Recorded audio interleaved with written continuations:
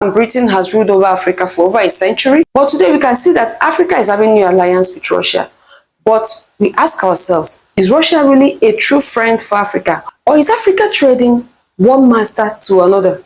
You know, some of these things are things we look into in details today about African relations. Aside from Britain and France or Europe, what is going on in Russia's relations with Africa? Is it really a genuine one?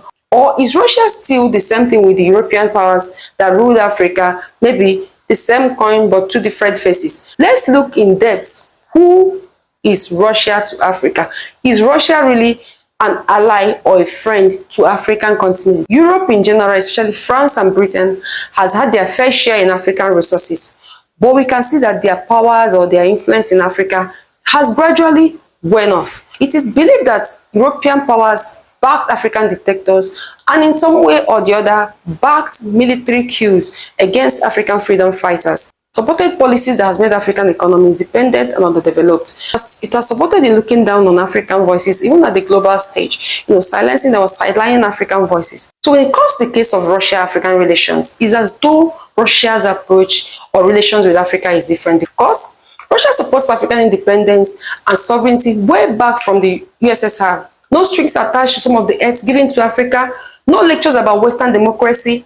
Also, Russia has proven to be an open critic to Western neocolonialism. So you can see African countries or African people feels that this is a bit refreshing. African countries feels they are more comfortable with Russia. Maybe the relationship with Russia looks as if it's more friendlier than what the Western allies give to Africa. So Putin in his press interview recently said that France and Britain are pointing fingers at Russia, that Russia helped to collapse the colonial empire in Africa. So Putin was like, what are they ranting about? So Africa must ask at this point, who is really writing the story of Africa? Because every narrative Africa has always been written by the Western world or the people that came in to plunder Africa. So Africa must ask, where are we at this moment? You check your facts, you check the history to know where you are at the moment. So beside London and Paris, keep pointing finger, or the rest of the Europe pointing finger at Russia, why do they still want more from Africa all the way from 1900s up till this time? Russia,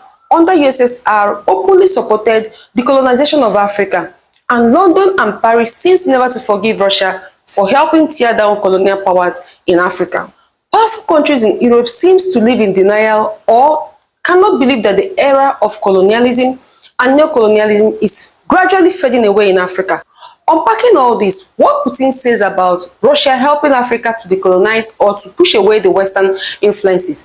To some degree it is true, because the Soviet Union supported the independence movement in Africa, provided trainings, fundings, weapons to anti-colonial movements in Africa. From Angola MPLA to Mozambique to Algeria FLN. In forums like the United Nations, Moscow loudly champions the message of end of colonialism in Africa. So the short answer is yes. Russia helped in championing decolonization and even fighting neocolonialism in Africa. But recently, Russia has a different approach with its relations or partnership with Africa, supporting African sovereignty and presenting itself as an alternative to Western influence and Western political pressures on African countries or governments. So in 2019 and 2023, in Sochi and St. Petersburg, Vladimir Putin positioned Russia as a champion of African sovereignty and self-determination, calling out the Western neocolonial practices and often criticized the CFA franc, which is the colonial currency. The CFA franc is a clear remnant of French control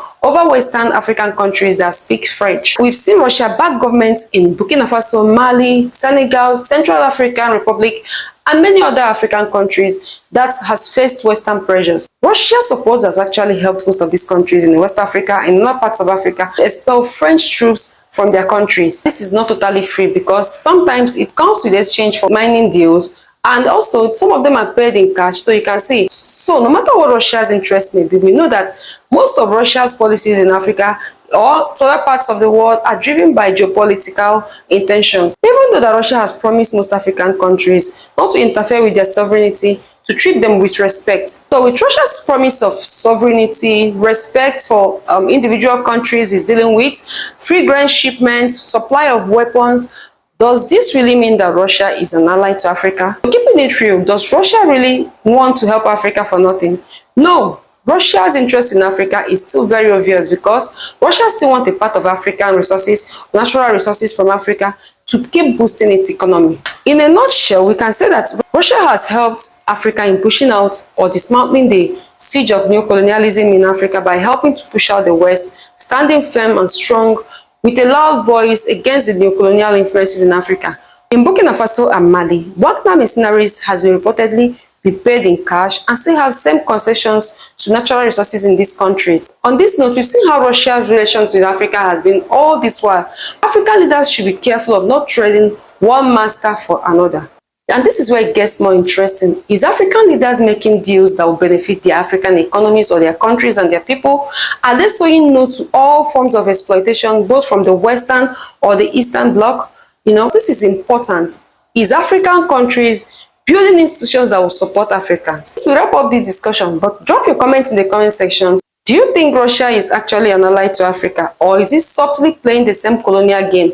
And what do you think African leaders should be doing right now? Because we need to know our history, what has transpired between them and the Western, to know how to better handle Russia's relations with Africa.